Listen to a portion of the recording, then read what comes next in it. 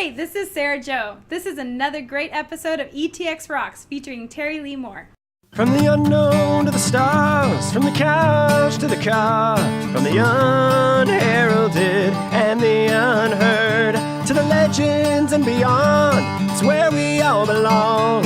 Yes, this is where it all starts. From every genre, from every plane, this is where the music's played. So tune right in, won't you bring a friend? This is where it all begins. Welcome to the show, let the music flow, of every style and creed. And you can bet your socks that ETX rocks, ETX rocks. Hey guys, Boston Chris here with the #1 resource for independent music here in Northeast Texas. It's the ETX ROCKS Show, episode number 287. And you guys might recognize my next guest. Terie Lei Moore has been on our programming before.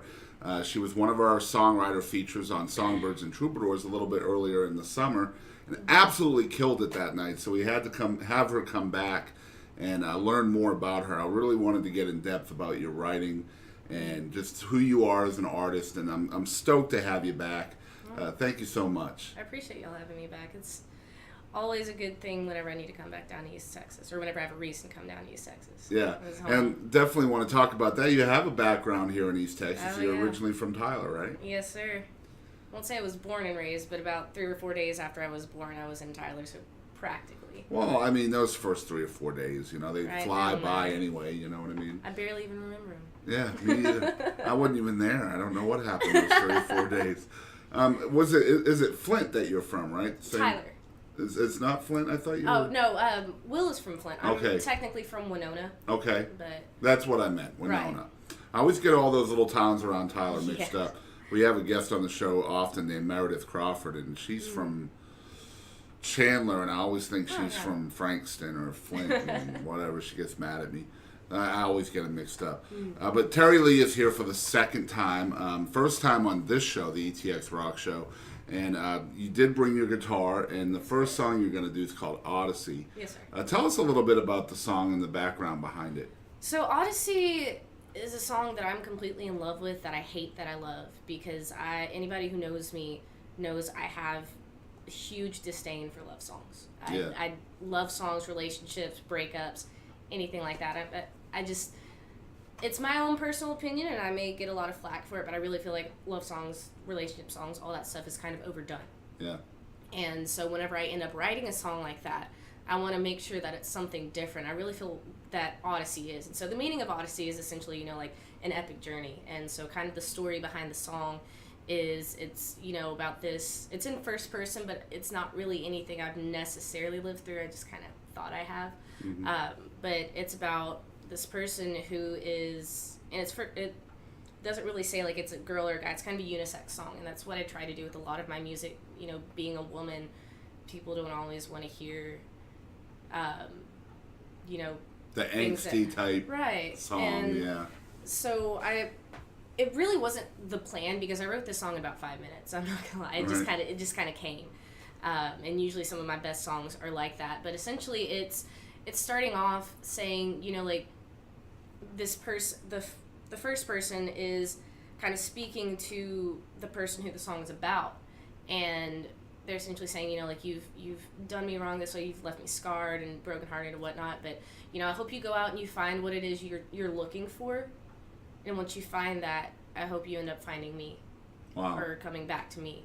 Yeah. And so it's kind of one of the hardest things to do with relationships. And It's with kind love of like is, that if you eternal love them, risk let of them go. just letting them go to see if they Right. come back. Right. Because, every time you go through a breakup, everybody's always there with every cliche known to man. Mm-hmm. Sometimes you got to set them free for them to come back, or The good, the distance bad, makes the the ugly. heart grow fonder and all that stuff. Or you didn't need them anyways, anything like that. Yeah. And Yep. it's, with Odyssey, it's just kind of saying, like, go out, go find yourself, like, do whatever it is you need to do. If you feel like you need to be among the stars, go ahead and do it, like, at the end of the day. And it's definitely a direct parallel to me, because it's kind of hard for me to truly care for somebody, but if I do, it could be 6 months, a year, 5 years, 10 years down the road, and if I really care about you, I'm going to care about you just as much then as I did, whenever I first met you. Yeah. Thankfully, I've only met 2 people like that, so I'm not extremely messed up right now. But you're an all-in kind of girl. Yeah. Yeah. Pretty much. But so for the first time ever here in the ETX Rocks living room, it's Odyssey by Terie Lei Moore. And I believe this is the first time ever you've played this on any show or anything like that. So the first time ever recorded. Y'all check it out. It's Odyssey.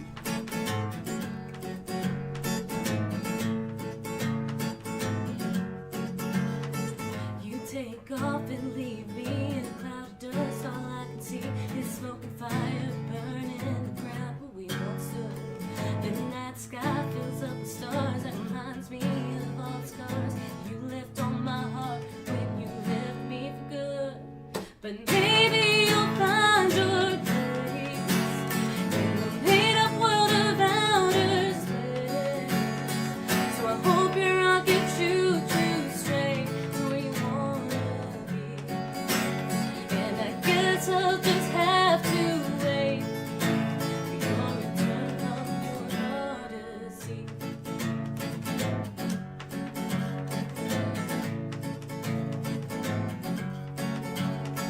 You always said you couldn't stand being ordinary man with a normal life and a simple love, and I guess it all makes sense. Your mind always drifts to the sky. It's what you want passes you by, and you feel stuck in orbit like a stallion in a fence. But maybe you'll find your place in the made-up world of outer space. So I hope your rocket shoots you straight to where you wanna be. And I guess I'll just have to wait for your return of your Odyssey. Oh, oh, oh,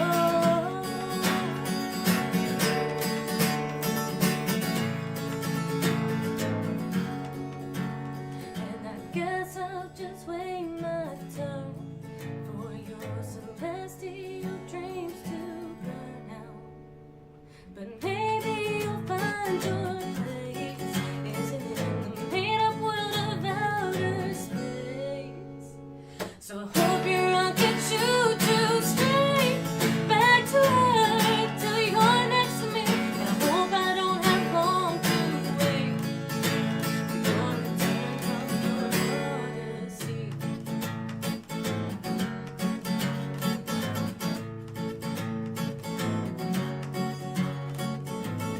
All right, so we are back once again. It's episode 287. We're here with Terie Lei Moore. Now, you are originally from East Texas, well, 4 days in, whatever. But you've been spending most of your time where lately? On the road.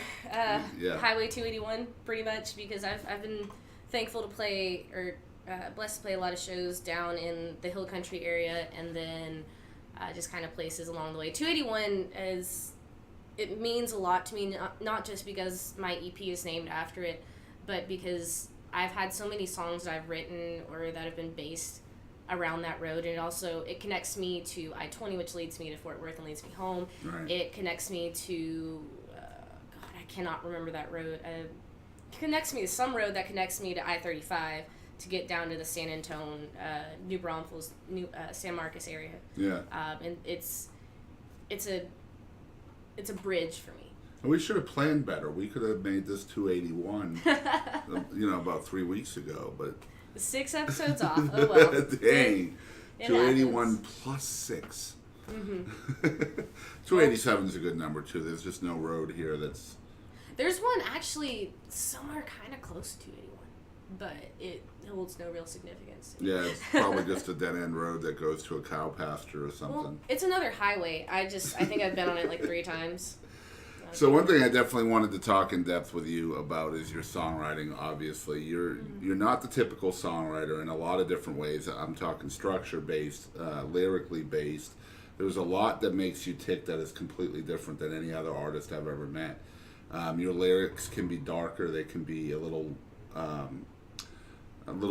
less lighthearted, I guess is the best way to put it. And completely against the mainstream. You are a different breed.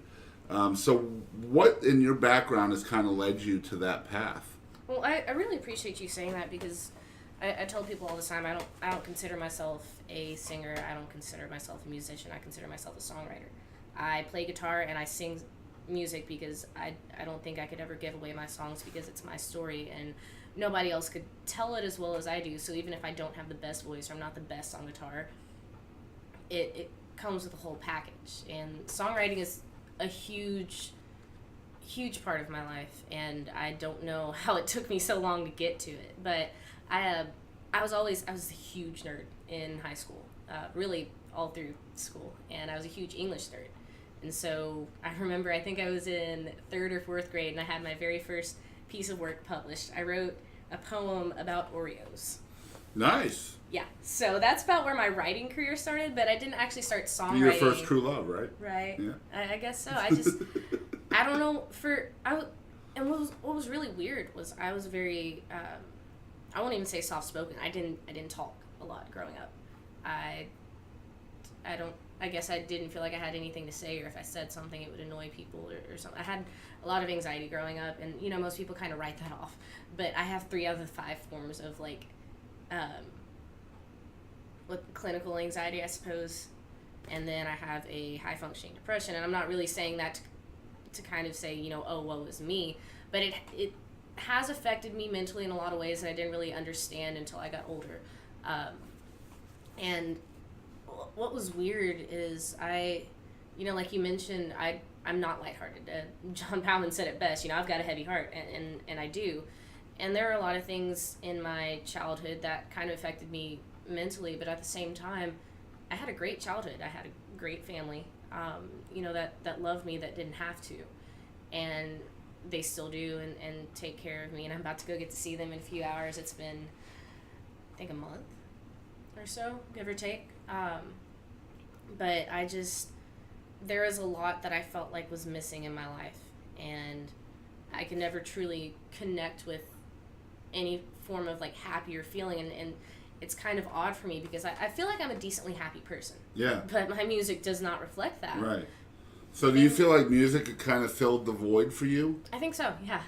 It's, for someone who writes the kind of songs that I do, music has made me the happiest that I have ever been, and I'm not going to say that it doesn't have its downsides, because it has a lot, and trust me, I feel them every single day. Right. From anything as simple to lack of sleep, to not being able to see my family for months, to not knowing where my next meal is coming from because I was stupid and didn't book enough shows. Right. There's so much about it, but I think the thing that probably affects me the most is whenever I'm trying so hard and I cannot write a song. That block. Because I can't do anything else without music. Right. I can't book shows if I don't have music. I can't get ready for a new album. I can't try and find a band, or literally my entire career is based off of whether or not I can continue to write songs. And so whenever I have kind of that block, which technically I don't believe there's such thing as writer's block, it's just lack of material to work with. Yeah. And so you just need to go out and do something different. But kind of that block, whenever nothing's really coming to you, it's kind of tough for me for a few days until I realize, it's kind of something you have to meet in the middle, and so I have to go to it if it's not coming to me. Do you feel like the block can be partly because you don't rely on the old standbys that a lot of the other songwriters go to? And what I mean by that is love, heartbreak, all of those types of topics that most songwriters lean on. I write about what I know, and I know less than 2 pennies worth of love.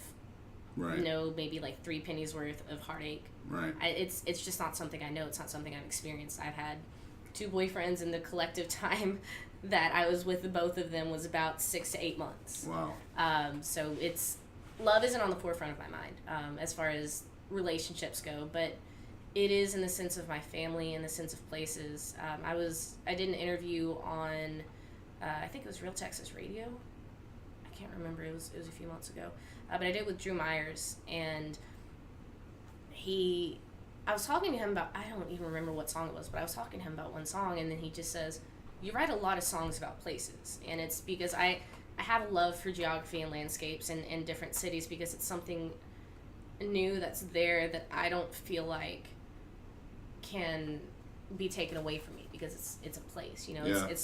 It can't just walk up and leave. Yeah, it's a snapshot in time, too, Right. for you at that moment, wherever you are, whatever you're doing. And I can connect a lot of memories to them, like East Texas.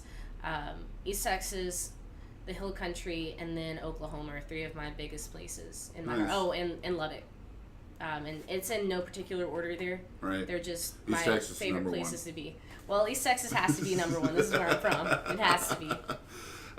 You mentioned you write about what you know. Right. That's prevalent in a lot of songwriters that we interview here on the show. But a lot of those songwriters also have the ability to step outside themselves or write about somebody else's experiences or even create experiences out of thin air.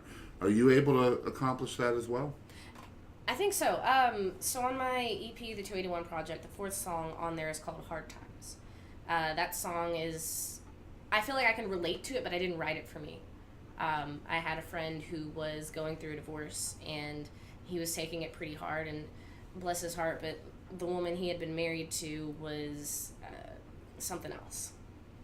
And he would talk to me about it, and I'm not a lighthearted person, and so I told him, you know, like, I understand, not necessarily the way you're feeling, but I understand why you feel the way you do, and I'd love to give you advice. The best I can tell you is it's going to suck for a while, but it's going to get better, you know, like it's got to be dark before it's light. And so in the song it says, these hard times, boy, you know, they'll never last, but they don't fade fast. Like it's not something you're just going to wake up one day and it's just going to be done.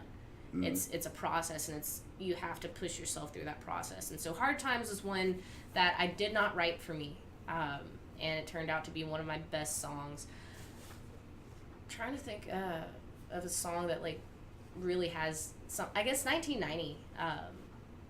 There are small Love that pieces song, of by the me. way. I hate that song. Really? I hate that song. I love it. It makes no sense to me. And I wrote the thing. Right. It's just like the way it's not the lyrics, it's the way they come together. I don't feel like it tells an actual story, but everybody loves that song. So guess what I'm playing every single week? Yeah. 1990. Oh, you played it on Songbirds and Troubadours. I did. Yeah. That's because people like it. I mean, Yeah. I won't say I hate it. I just feel like I could have done it better. And maybe one day I'll go back and revisit it. Yeah. But I don't know. You seem to me to be like the on to the next kind of girl, though. Like Yeah. once it's done, I'm over that one, and it's time for the next one. I mean, it doesn't do you much good to look back unless you're trying to learn something. Right. But if you're looking back for the sheer fact of nostalgia or want or regret, it's not going to do you any good. Yeah. Yep. And I apply that not just in songwriting, but in every single part of life. That's awesome.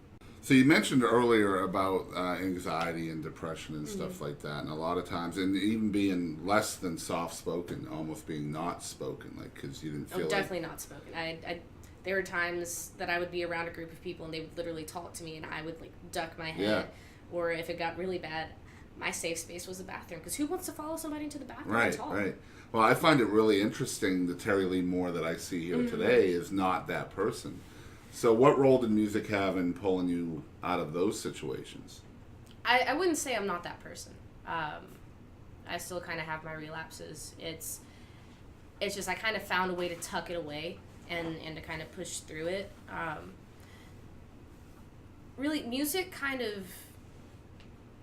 was the second step, I think, in kind of bringing me out of my comfort zone. My first step was FFA.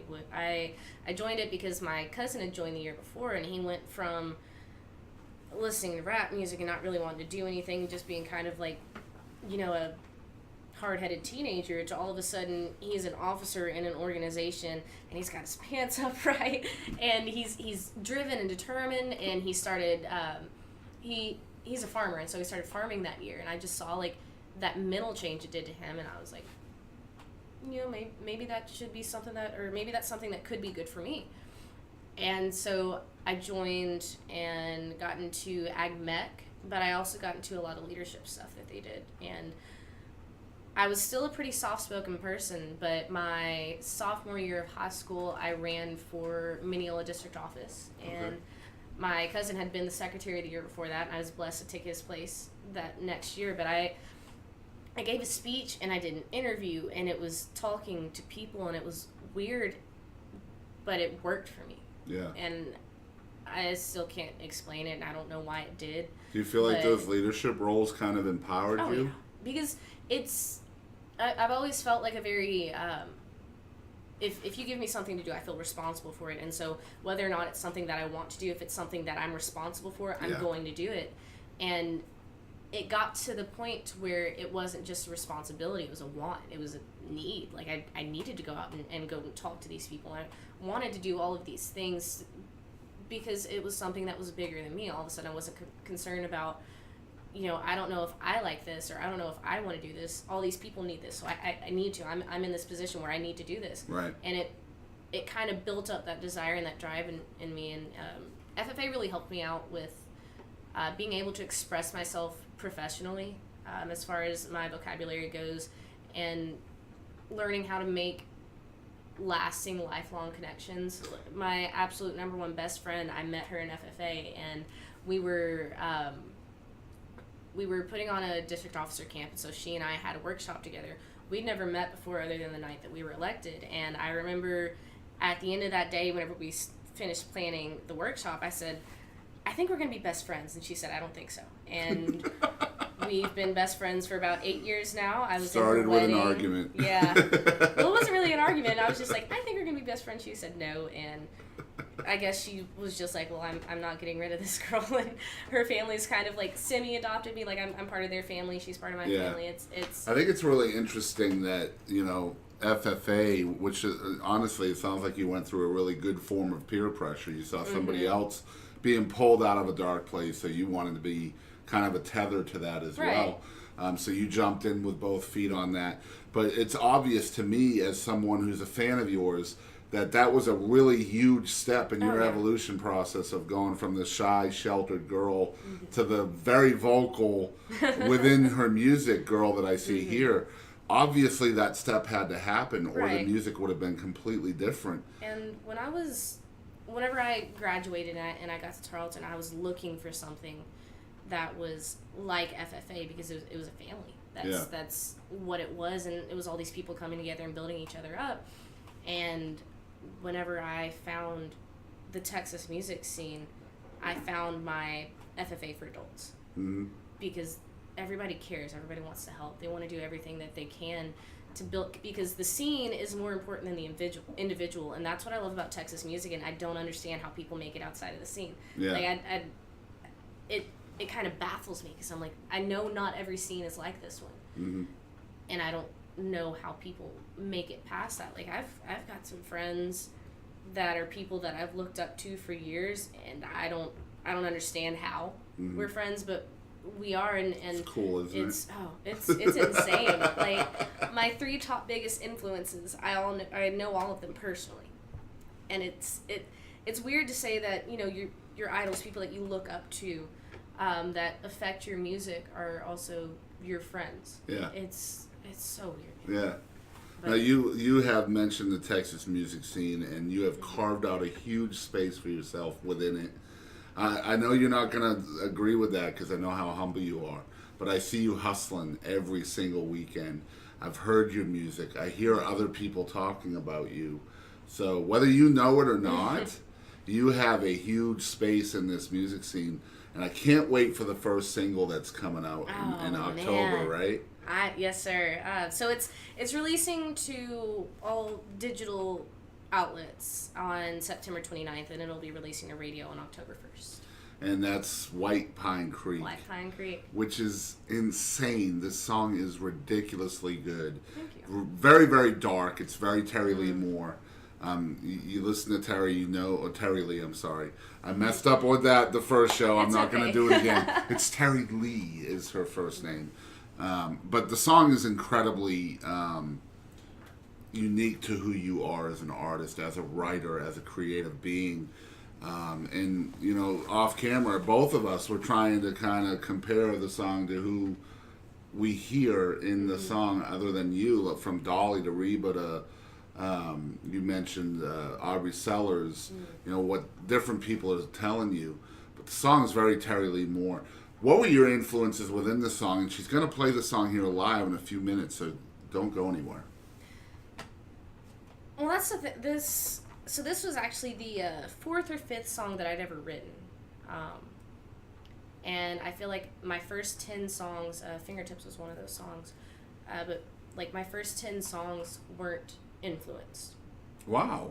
They didn't come from any other song that I'd heard. It was literally just, if it were influenced by anything, it was nothing more than my own personal experiences. And I think that's why this song resonates so much with me, is because it's pure. Yeah. It didn't come from me listening to Turnpike for like 5 hours, or me going to a Josh Abbott show or anything like that. For you folks from outside of Texas, listening to Turnpike for 5 hours is a thing here, and it's okay. Yeah. I've done it before. I mean, I went to Tulsa to go see Jason Isbell and Amanda Shires, and I listened to Anxiety off of his 400 unit album, or the Nashville Sound album, from whenever I left Tulsa to whenever I got to Stephenville. For those of you who don't know, that's about a 6-hour drive. Yeah. I listened to that one song. I do that all the time. I'll listen to one or two songs over and over again. My family hates it. That's why I like to drive alone. Absolutely hates it, yeah. But yeah, it's White Pine Creek. It's a mixture of things, because I made up the place, and what's really funny is there's actually a White Pine Creek in Idaho. I thought I just made it up, but I remember I was driving home from Oklahoma one day, and I was stuck in traffic in Fort Worth. And for some reason, I was like, let me just look up and see if this is an actual place. And so I can't remember the county that it's in, but it's just this little creek in Idaho. And so I'm going to go there next year whenever I go to the Braun Brothers reunion, and I'm just going to go look at it. Nice. Just for the heck of it, because it's weird to me that that place actually exists. But I guess kind of the story behind it was, in the first verse of the song, is kind of talking about, you know, feeling like I need to get away from my family, like they're suffocating me. And that's how I felt in high school, and I won't say those feelings weren't justified. However, I can say that the way I acted because of them, some of the actions that I took, was definitely not justified, and it did my family dirty, and I'm still trying to rebuild our relationship from that. But I just felt like I wasn't understood, and I felt like I wasn't listened to, and I always wished I had that one place where I could go to get away from it all. And so the idea of White Pine Creek kind of materialized in my mind. Like, what if I had this creek I could just go down to and just shout and scream and dance and do whatever it is that I want to, and just get away for a minute. And so that's where the idea of White Pine Creek came from. And the second verse came from, you know, ending up at the same place that you started, whether or not you want to be there by some unconventional means. And so it's essentially like a near-death experience. Yeah. And the third verse, this wasn't the plan, but it just kind of came to be. And I remember about kind of like real life murder. Pretty much, yeah.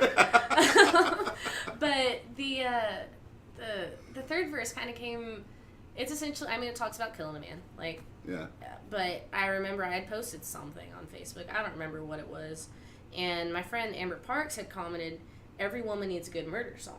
And I was like, "Oh, hey, I have one of those. It's White Pine Creek," and I hated that song. Yeah. Absolutely hate. I don't know why, but I hated it, and so I didn't play it for a while. And then my friend Jarrett asked me about it. He told me he was listening to it pretty much every day off of my Facebook page. And disclaimer, it'd probably be best if you didn't go and look up that video, because that was like one of the third or fourth videos that I ever posted on that page. It's not a good recording. And I've completely changed the song since, or for the most part changed the song since then, sped it up, made it a little bit darker. If that's possible. Oh, it's possible. Trust me, it's possible. But he asked me about it, and we were just sitting around the pool, just drinking and whatnot. And I was like, let me see if I even remember this song. So I pulled it out and I played it, and I was like, okay, this isn't as bad as I remember it. So I started playing it at a few shows, and people would come up to me and ask me to play that song again. Wow. And like, I just played it 10 minutes ago. Yeah. And I really sat down and I wrote out the lyrics, because that was a song I never actually wrote down. I just played it and played it and played it. Wow. So I actually wrote down the lyrics, and I looked at it, I was like, I feel like this song needs to come out, but I didn't want to wait until my full-length album that I'm doing. I wanted to put it out now, so I was like, you know what, this is going to be my radio single. Yeah. funny thing is most radio singles are upbeat and happy, and this song is dark, depressing, and it's not at all. It's got a good beat behind it for sure. It's got a groove, but it's not. And I've heard the radio version of this, you guys. It's insane. It's really, really good. My producers absolutely killed it. This is the second time I've worked with them, and they just know. So we only have a couple of weeks. This publishes in the middle of September. So we only have a couple of weeks until the song hits radio. So I hope you, the listener out there, will get on that dial and call your local radio station. Let's get White Pine Creek played everywhere. Even Timbuktu, if that's a real place. I don't know if it is or not. But if it is, and they have radio, call them and let's get White Pine Creek played. That is the biggest way you can support an artist that's pushing a single, is just tell people even about internet radio. Call them. Just keep calling too, just keep calling. But we're excited to show you guys a completely unplugged version of White Pine Creek by the one and only Terie Lei Moore right here in the ETX Rocks living room. Y'all check it out.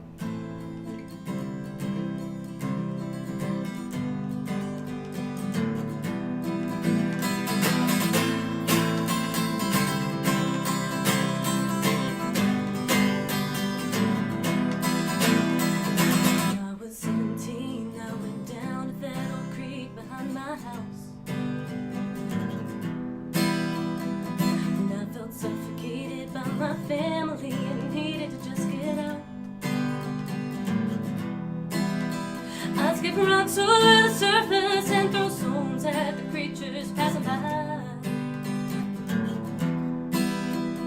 I'd howl with the wolves at the moon as it rose at night, pitch black sky. Over White Pine Creek in the middle of the night, I'd sneak out of my bedroom and dance around in that moonlight.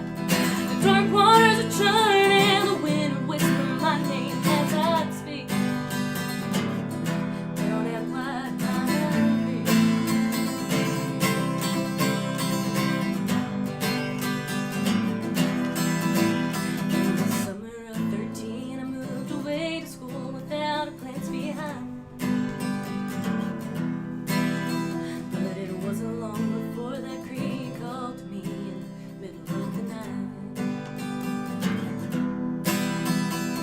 Thunder rolled one night and the rain flooded my headlights heading home. I lost control and started to roll until I ended up at no place I used to know. Down at White Pine Creek in the middle of the night, my heart was racing as I saw my life flash before my eyes. The trees reached out to save me and I walked away with my life to keep. Down at White Pine Creek.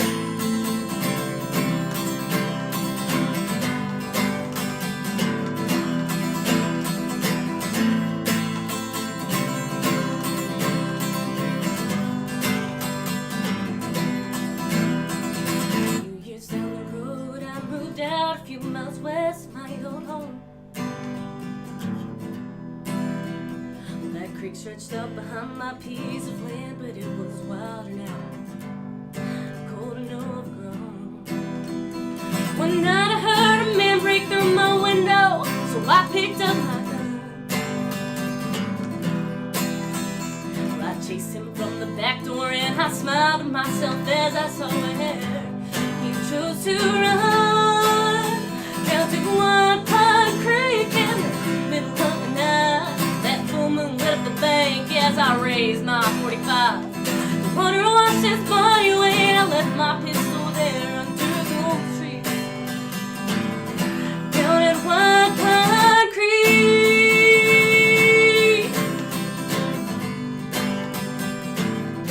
Down at White Pine Creek.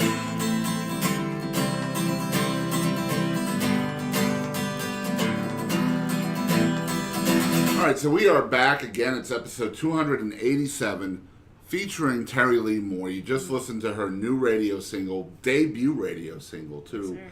White Pine Creek. That's going to be available everywhere September 29th, right? Yes, sir. So that's only a couple of weeks from now. Make sure you're supporting the artist by buying the music. Stream the music as well, even if you download it. Download it and then stream it. That way you're hitting both sides of the coin for the artist. If people are hearing about you for the first time, where can they follow along with the musical journey? So on Facebook, you can go to facebook.com/rosequeenmusic. On Twitter and Instagram, it's Terie Lei Moore. I know it's spelled really weird. It's TerieLeiMoore. I'm on Spotify, iTunes, Google Play, Amazon, YouTube. Do you have a website as well? We're working on it right now. Probably by the time this airs, we'll actually have it up. It'll just be rosequeenmusic.com. Okay, rosequeenmusic.com. That's the place to be. We're going to link up her Facebook in the description down below. Smash that like button. That is the biggest way you can support an artist, especially an independent artist, is just by a like or a follow. And it's completely free to do that unless you hit the button twice, and then Terie charges an exorbitant amount of money. I'm going to say that again. Exorbitant, not exorbitant. So once again, I want to thank everybody out there for spending some time with us this afternoon or morning or evening, whenever you're watching. It's afternoon for us here on a Sunday. We're here with Terie Lei Moore, episode 287. Again, make sure you're following along with everything she's got going on. She's a busy gal. It's TerieLeiMoore. Spelled it right. Mm-hmm. Yes. Perfect. All right, good. I studied, though, so that doesn't probably count. Follow along with everything she's got going on. She's one of the busiest women in Texas when it comes to live gigs. She's got a new record on the way, a new single. It's happening for her, finally. I know she has amazing T-shirts as well. I don't have one yet, but maybe in the future. I've got them in the truck. Uh-oh. Maybe I'll get one. I'll just have to, distract her or something, or one of us will distract her while we raid the merch box. But if you are hearing about the ETX ROCKS Show for the first time, thanks for spending some time with us. You can follow along with everything we have going on at ETX ROCKS. We're on Facebook, Instagram, and Twitter. Also, if you're tuned in to our audio version of the show, we are also live in high-definition video over on the YouTube. So make sure you're checking that out. Just enter into the search box, ETX ROCKS 287. You'll find both of us there. I'm the one with the beard. Just so you know, I want I'm working people. on mine. Oh, no, don't do it. Don't do it. It doesn't work. But yeah, thank you for tuning in. If you're over there on the YouTube, make sure you smash that subscribe button. Ring the little bell to the right of the subscribe button. That'll notify you when we have new content. And hit the like button too. That'll help us out immensely. That was a good word. I like that That's word. what I call a Tuesday night word. Yeah. What's special about Tuesday nights? I don't know. That's when for some reason, that's when I get really wordy. That'd be good for a songwriter, I bet. Probably. Yeah. I don't know. I threw what's that word? Some word in Exile. I wrote this song called Exile. And there are 5 big words in there, and I can't pull any of them to mind right now. That's because it's not Tuesday night, ladies and gentlemen. Probably. See, if we were doing this interview on a Tuesday, she'd be speaking in tongues. It would happen. Next interview will be scheduled for a Tuesday. That works for me. All right, cool. Also, we are completely self-funded on the ETX ROCKS Show, which means we could use your help and support. We have set up a donate link, and that's down there in the description below. All you got to do is click that donate link, find some money in your couch cushions, and digitally send us the change you find. I don't know if that works, but I hope you guys can figure it out. We definitely appreciate it. The second picture of it? Yeah. Yeah, that works. I don't think the picture will help me buy Pepsis or anything like that. No Coke machine. You always try. Yeah. I could try. No more Bitcoin, by the way. No more Bitcoin. Is that not a thing anymore? I don't know. It doesn't work for me. But so I stop really sending the think about Bitcoin. And it's because of you guys' support out there that we launched a brand new website in March. It's at www.etxrocks.show. Go over there and check that out. We have an internet playlist on there. There's 5 songs from Terie Lei already in that playlist. We're about to add the 2 from today on there as well. So that'll be 7 songs you'll have in our internet radio playlist. Lucky number 7. She's taking over our charts, guys, and that's an okay thing. So make sure you're checking that out at etxrocks.show. And as we always say here on the ETX ROCKS Show, we want to thank you guys out there for always supporting live music of all genres and all styles And don't ever forget, ETX rocks. From the unknown to the stars, from the couch to the car, from the unheralded and the unheard, to the legends and beyond, it's where we all belong. Yes, this is where it all starts. From every genre, from every plane, this is where the music's played. So tune right in, won't you bring a friend? This is where it all begins. Welcome to the show, let the music flow of every style and creed. And you can bet your socks that ETX rocks.